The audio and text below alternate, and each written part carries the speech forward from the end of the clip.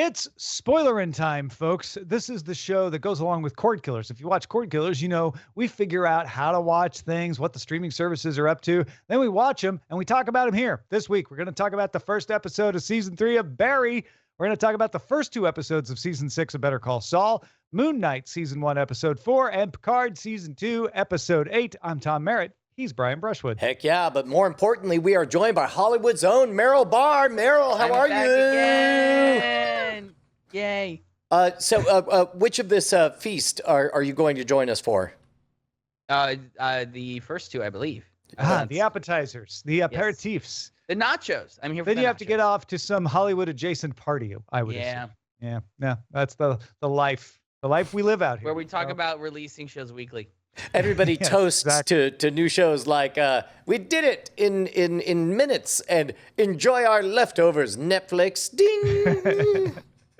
All right, let's start with Picard, season 2, episode 8, where Picard wakes up, and now he's what was he doing? I must say. He got arrested. He That's was right. He talking got to arrested Dutch. by the guy from the Shield. Yep. Dutch boy alien hunter. Very fun. So this was the interrogation episode. While Seven wandered around trying to find Agnes. Yes. Meryl, we've chimed in on this season so far. How have you been enjoying Picard? Right. It's look. Arguable, but okay. Look. I'll tell you what. It is more engaging than season 1. I think it's better paced than season 1. I think it's less heady than season 1 for the better. That doesn't mean it is not without its problems. I didn't think the time travel thing was gonna last the whole season. I did think that they were gonna eventually get back to the future. Like by episode 6, and now we're in episode 8, and now we're gonna have a battle with the Borg Queen. Okay. So we'll see how that all goes. I wonder how much location complications from COVID led to them saying we're going to go to Los Angeles and stay there. No, if anything, it should have led them to hunker down on the set more and do more set builds on sound that's a good stages. point. Yeah, you could have done more. Could have formed a futuristic bubble. stuff there. Yeah. Yeah. So couple things on this. Number one, oh goodness, would I love it if this show could stay focused on anything for more than 2.5 episodes. That was a problem I had with season 1, was that there's basically the first 3 episodes, which were released as one block, and they were totally divorced from the next 3 episodes and so on. Number 2, oh man, am I feeling the frustration of them stapling on who is a human but is also an android but is also a human to every time they talk about Picard. That only makes me frustrated with last season. Let me throw in. I really did like. It was a very small scene at the end where Soong's cloned daughter rebelled and was like, "Haha! I worked with Q and I got the solution. See ya, bitches." That was good. I like that little scene. That was, and I didn't mind that we actually got that precious gift of a real answer, because remember previously I'd asked, why is Q going through all this effort? And now we know, because he's dying, and because all he has is time and an understanding, an infinite understanding of human motivations. We finally know why we had to see that crazy thing with the bottle. Like, it just took a while. So, okay, I'm satisfied now. Right. And also, like, I was annoyed when he had hacked into the computer and created a virtual version of himself to do a bunch of Q stuff. I'm like, this is so kludgy. Why would Q know or care about hacking? And the answer is because he can't do his Q thing or whatever. Yeah. I did enjoy the part where he's with Guy and he's like, I'm literally trying to vaporize you right now. Like, I did find Good those Q little stuff, right? those little cute things funny. Brian, I'm 100% with you on the I'm getting tired of the he's an android, but he's not an android. He's a human, but he's also an android. Like, it would have actually been really interesting if the last season ended with, no, he's an android and he has android powers now. Like, and then he has to grapple with having android powers now. It no longer also would human. preserve my original prediction, which I'm still in love with, which is the idea of downloading his consciousness into the ship and renaming it the USS Picard. I mean, I guess that's still on the table since, may I remind you, he's an android, and they've been reminding us Is he? twice an episode. Yes. Also, I really like Dr. Ramirez, even though she did almost nothing in this episode. I sat up cute. and started paying attention when she It- showed up on screen. It was cute to watch her and her son run around the ship and her have this little moment Yeah, It with was fun. the guy whose name already escapes me for some Rios. reason. Rios. Have that little moment with Rios. I thought that was all cute. I will say Allison Pill plays a damn good Borg Queen. Like, she is nailing the Borg Queen. Yeah, it's kind of a shame that they wasted a season having her be just a murderer who we kind of liked. Last season. Yeah. Yeah, now she's just a murderer. And then I was disappointed when Holland, agent, I'm not on the shield, just was like, you know what? I'm tired of this X-Files metaphor. Here, you're free to go. Yes. Yeah. Like, I will. The Also, behind the scenes you know that assume- classic thing that you do when the first thing you do when you get fired is to put everything in a milk crate, walk down to the basement and visit your prisoners and put your things in Oh, front yeah. of them and How many say, times have we all well, I gone guess through I've been fired. But before I go, you're free to go. Did you guys catch his little William Shatner impression when he was describing how the Vulcans he did they were in my head and pushing into my skull. Like, I didn't think that was an intentional reference. it felt but, intentional. It felt intentional. huh.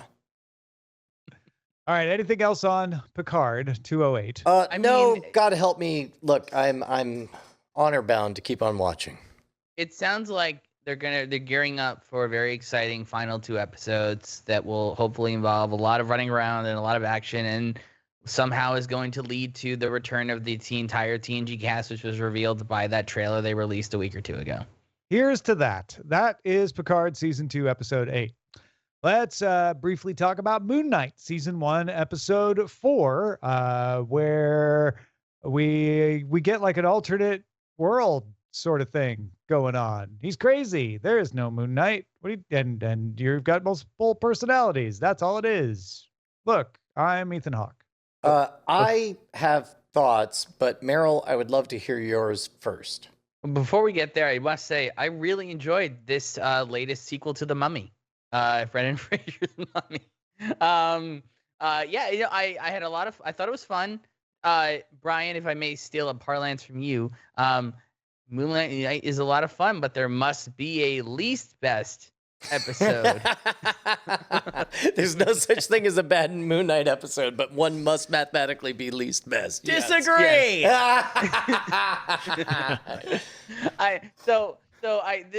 It felt a little fillery. Oh my and then God. Can we cut to the quick on that? It felt cheap and boring and walking around in literal circles in a single room. I like the ending, and then the hippo thing was odd. But the only part of that sequence that I felt a little like really was then there's clearly whatever the third personality is they keep teasing inside that other crate that they chose not to open and ignore. It's like, no, you have to play to that more. You can't just see it and then keep walking. Like, no. I actually like the imaginary psychology ward stuff. Much more. Yeah, I was a little bored during the Tomb Hunter thing, which is why I kind of skipped past it in my summary. But there was some intriguing, fun things. I know that the hippo is making a bunch of people who follow Moon Knight super happy. So I can't wait to find out more about why in the next episode, hopefully. Yeah, I guess I was fingers crossed for wouldn't it be great if they did a truly shocking thing and made everything we had seen for 4 episodes all backstory, and this is the real beginning of the real series, Moon Knight.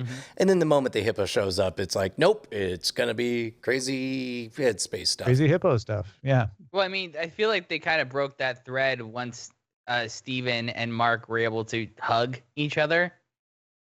Yeah, thus- yes, I agree. That was the moment that my heart was let down.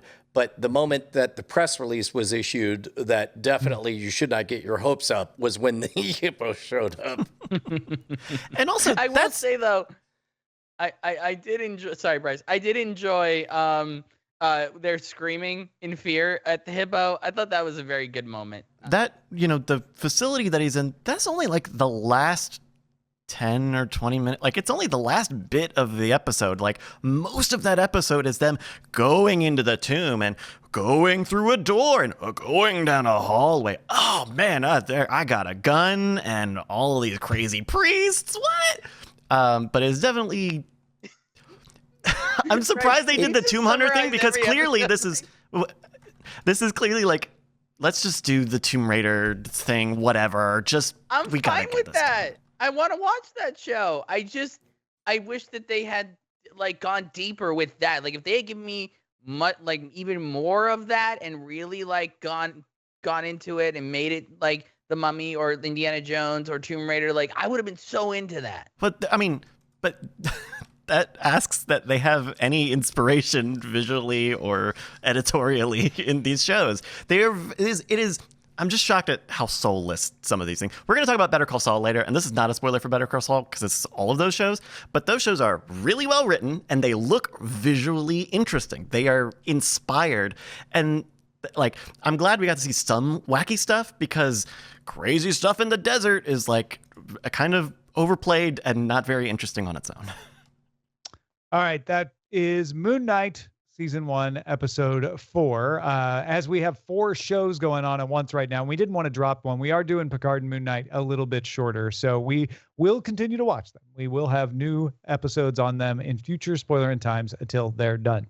We're also going to take a break and say goodbye to Merrill because he has not watched Barry or Better Call Saul. Thank you so much for being with us, Merrill. Thanks for inviting let folks me, know as where they always. can find more of what you got going on.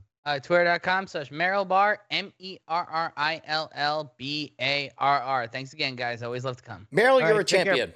Let's talk about Better Call Saul, Season 6, Episodes 1 and 2. Was it 2.5 hours or just like 2 hours and 15 minutes of content? And that was with ads.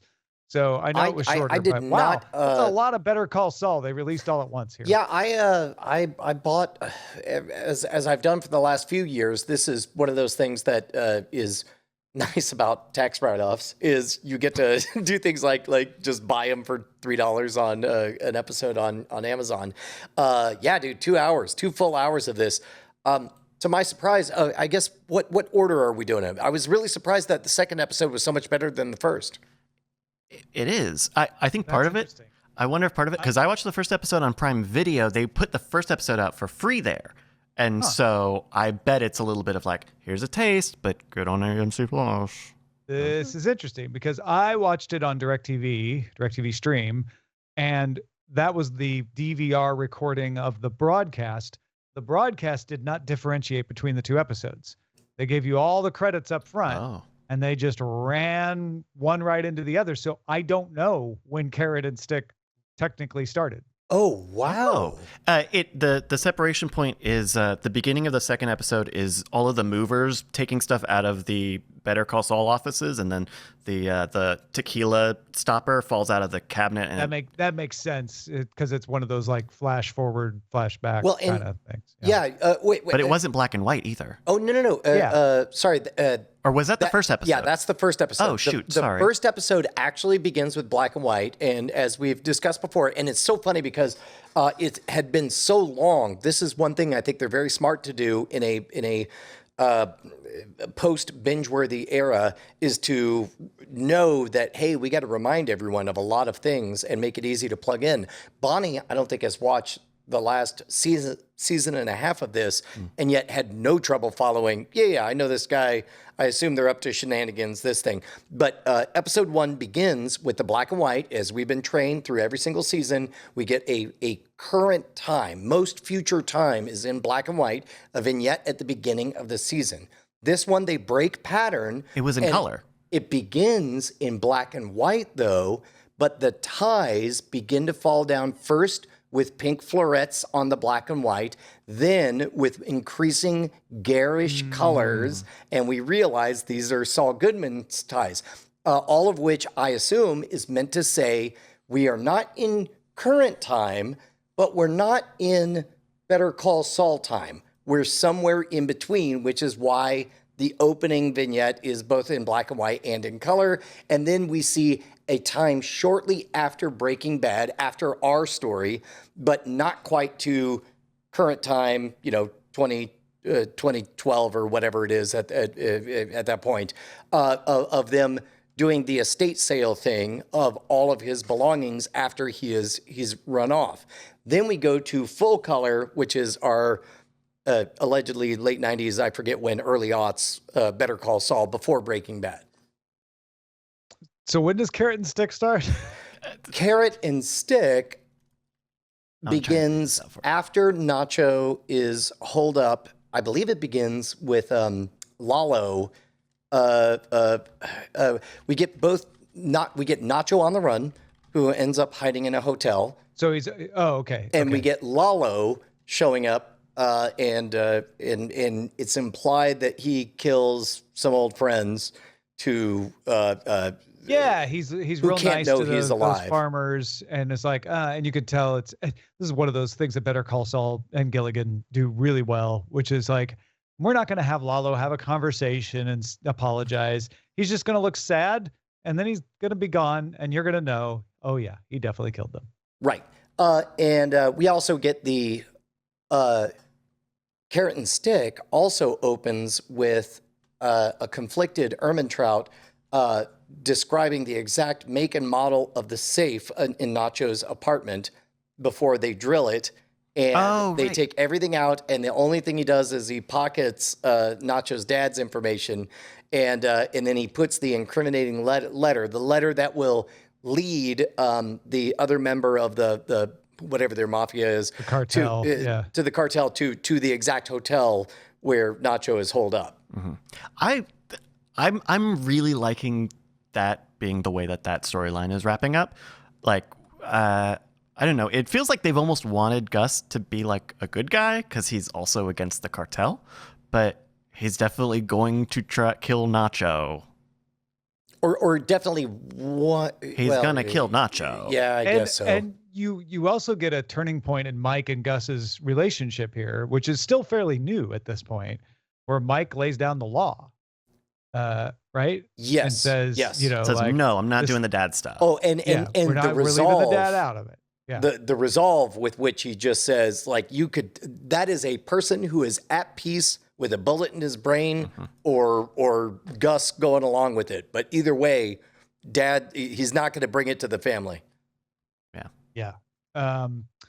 The Jimmy / Saul part of these feels less important than all of the Nacho, Lalo, Mike, and Gus stuff. I mean, in these two episodes, anyway. Outside of the continuing gaslighting of making out Hamlin to be a coke addict, the fun thing about that, this is why I'm really glad Eileen's catching up on Better Call Saul, is we're seeing Jimmy be led to do things that he's like, well, I mean, I guess we could do. You really want to do that? Which is the opposite. Where when they first did the con, remember, and she was the one putting on the brakes and saying, well, hold on, we're not really going to con him. And Jimmy was the one like, well, no, of course we'll just take it up to the line, but it'll be fun. He has hooked her on conning people. Yep. And what a scene that I saw from last season that Eileen was rewatching.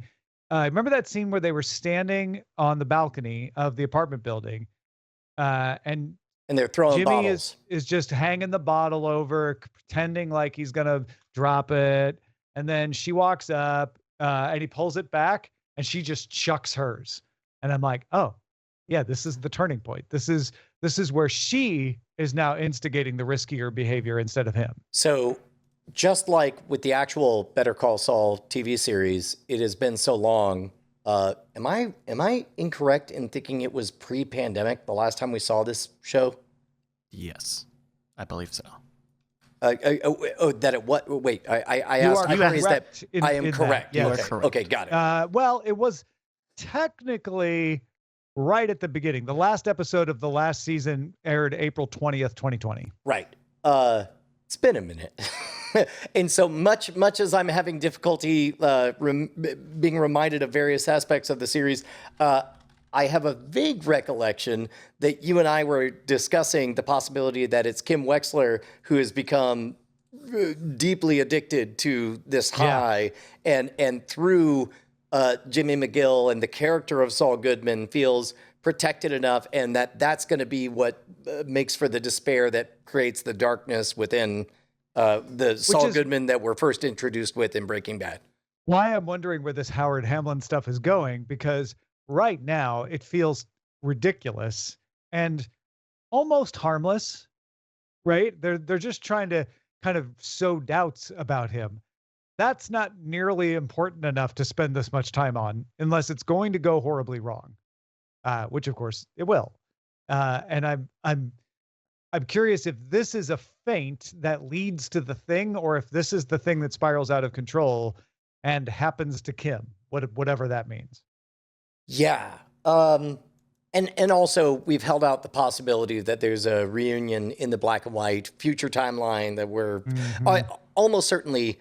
One more comment on the opening black and white to color transition.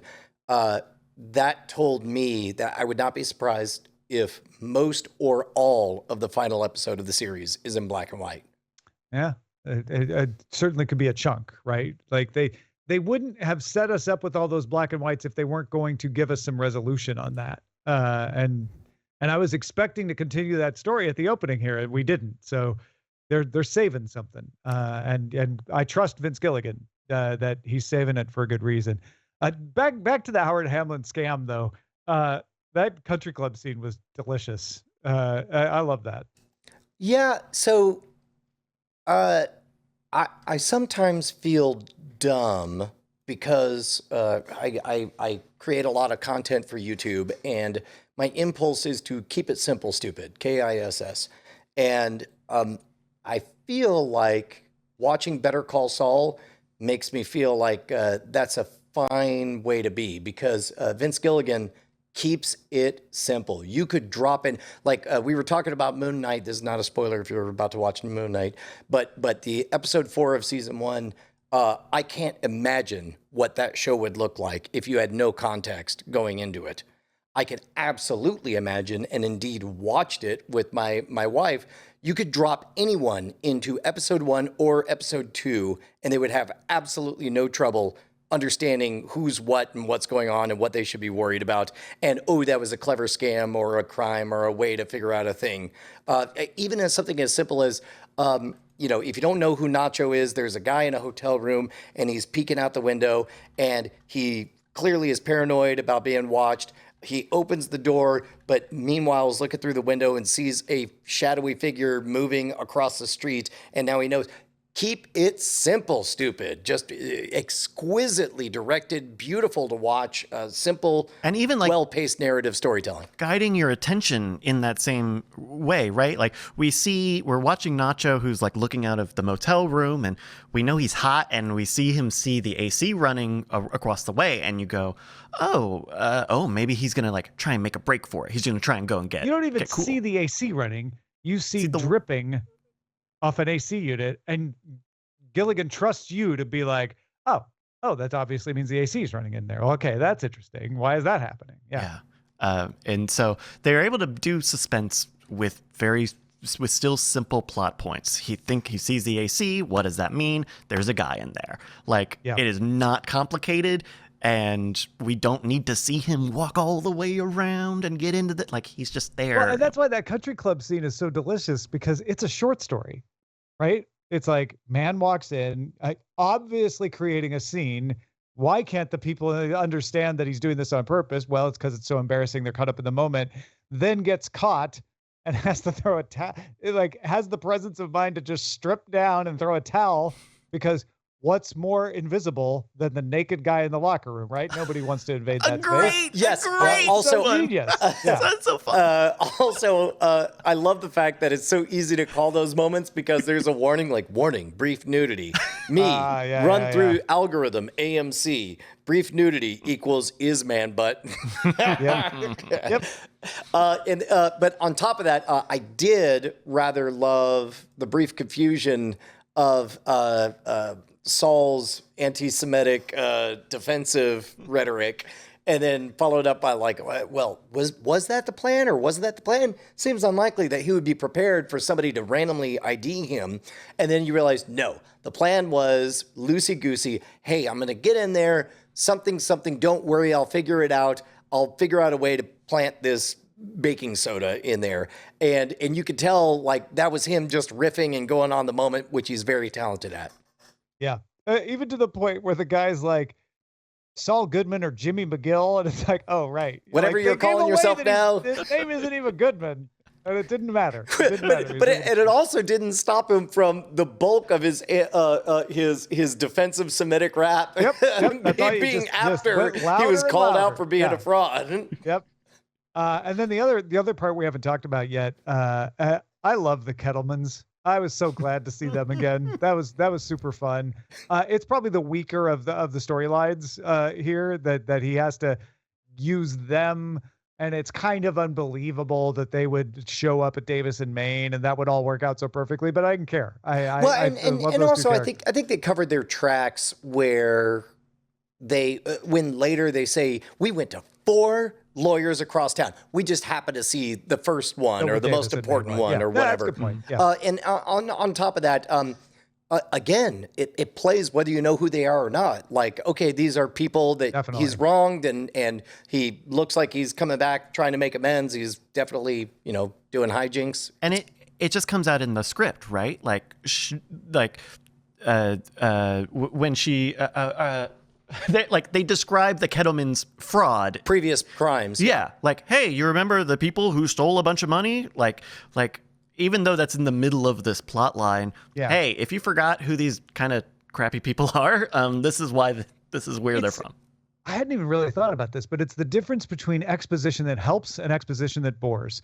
Exposition that bores would have been like somebody going like, I don't know why that AC is running over there, instead of just showing you the dripping, right? You don't even have to hear the AC. They trust the audience. Whereas the exposition that helps is like brief, in context, like totally appropriate mention of like, oh yeah, these are the folks who got busted this is the treasurer guy that got busted, and it helps remind you. And also, if you've never seen it before, would give you the information you need to understand it too. Yeah, what it made me think of is sort of the opening of Predator, where it's clear that Carl Weathers and Arnold Schwarzenegger have a history with each other. But then, I forget what they say, but let's say he said something like, just like that time in Cambodia. Like, that didn't take anything away, and it's not like there was an episode that I missed about Cambodia. It's like, they have a history. I'm like, great, I get it, go on. Yeah. Also, Julianne Emery, man, I'm a fan. She was great in Preacher. She was great season 1 of this. And oh my God, I just remembered she was in Preacher. Yeah, she's amazing. All right, any other thoughts on the first 2 episodes of Better Call Saul? No, 6? it turns out when somebody is a rock god, they're pretty good at playing music. Yep. Also enjoyed Better Call Saul. No, you get what I'm saying. It's like they kept it simple, but it's exquisite. No, you really like Jimi Hendrix. I got it. All right. I like Jimmy McGill. Screw Hendrix.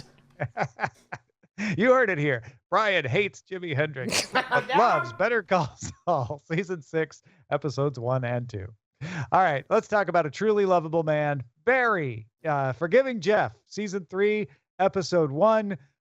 We've jumped into domestic life. We've jumped into Barry not being able to get acting jobs and trolling around for cheap hitman jobs. He's giving up his dream. Fuchs is in Chechnya, hiding out, but actually being saved to burn by NoHo Joe. And honestly, I felt like that was the main plot of this episode, is like how NoHo is making Hank. like NoHo Hank, sorry, not NoHo Joe. Even though NoHo Joe rhymes, NoHo Hank is operating to save his world while fostering a romance with the Venezuelan cartel. Hoo boy. Okay, so here's the difference. I believe we are roughly the same distance from the last season of Barry as we are with Better Call Saul. Not spoiling Better Call Saul, but I just sung its praises for spoiler. for being. Actually, we're farther. Season 2 ended in 2019. Well, I feel a little less bad then that I have so little a clue as to what is going on.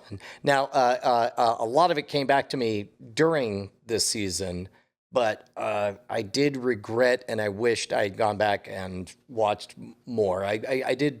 Did you watch the very extended previously on? They did a really long one for this. Yeah, well, they did kind of a twofer, right? Where it's like they did here's what the show's about, and here's kind of where we left off last season. Previously on the entire run of Barry. Let's tell you everything from soup to nuts. Yeah. Right. Although if they put it in there, I must have missed it. But it's like, why did his girlfriend, who he now resents, become super successful overnight again?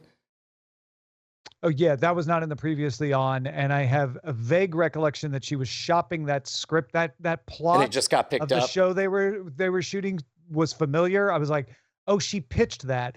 So I don't think we saw the rise. I think it's just last we saw her, she was pitching this to an agency. Guess what? It got picked up, and she's making the pilot. I do seem to remember, and here's a fun game called Two Old People Try to Remember a Show they watched 3 years ago.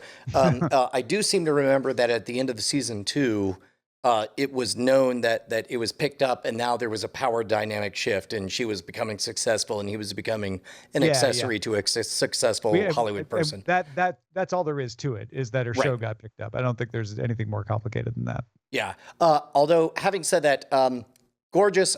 This first episode of season 3 was directed by, what's his name, the lead character?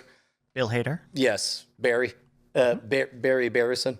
I loved the hyperactivity of walking through that live set, and even though it was, very clearly choreographed, and there's no way somebody could hold up a dress and then be told, no, not blue, and then come back exactly 15 seconds later with another dress and say that's fuchsia, not blue, or whatever. Didn't matter. I loved all of that. It very effectively communicated the time is money.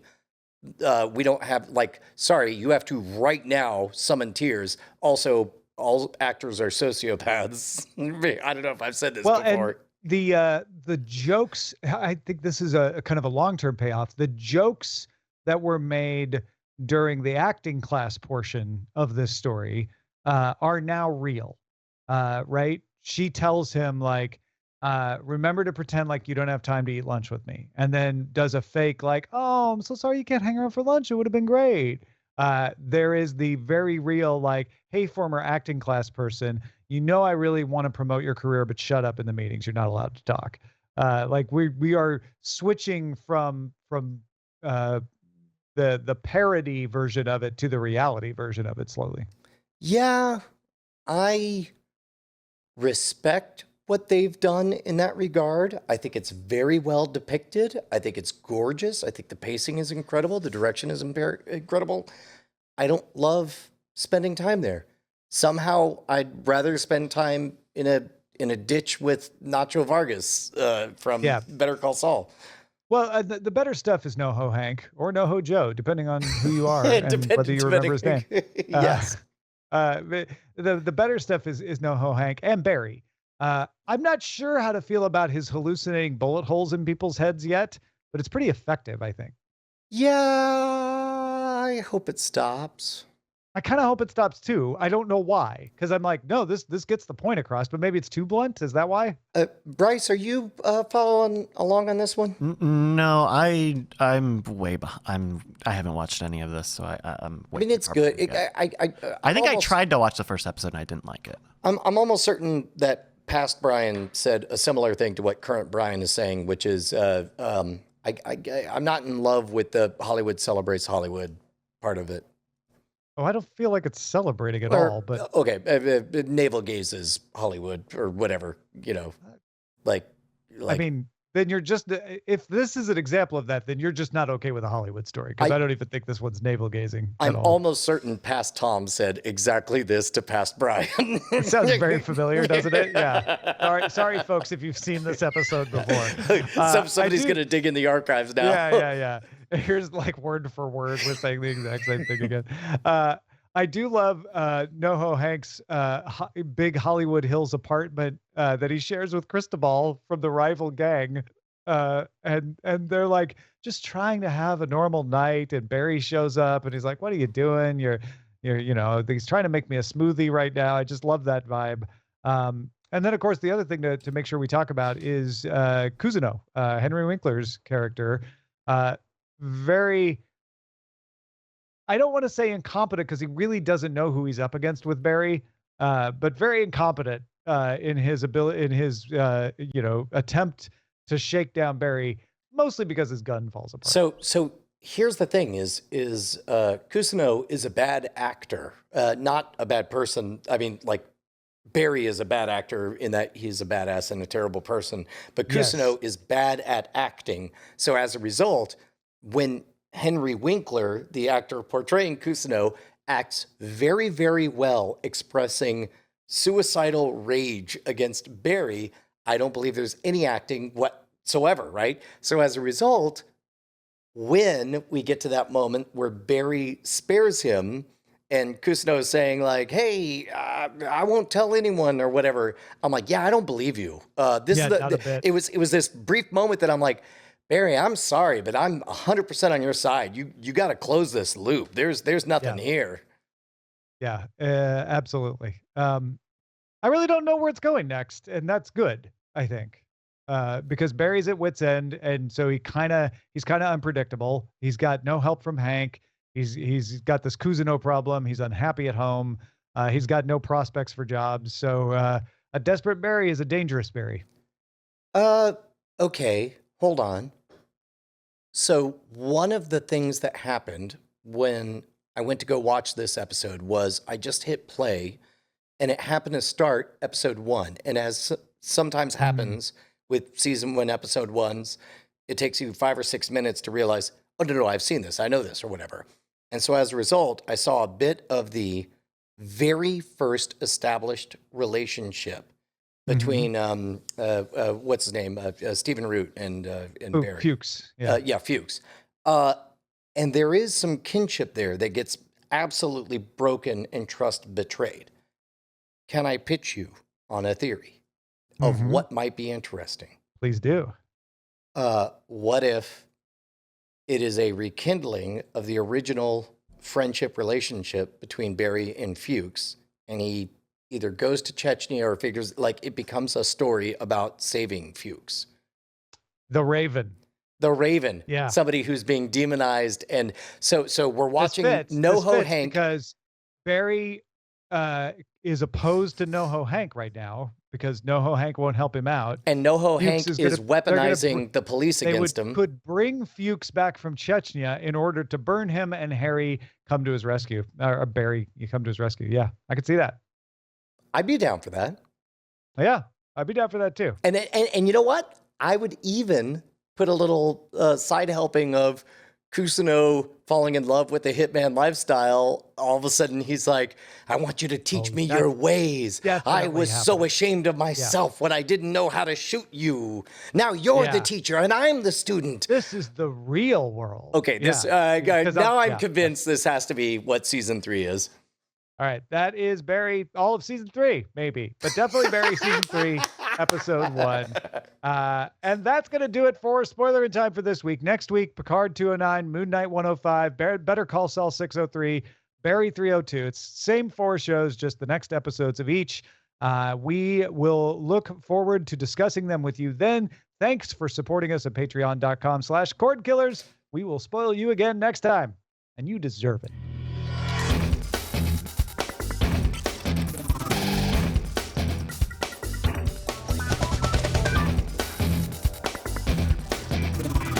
Diamond Club hopes you have enjoyed this program.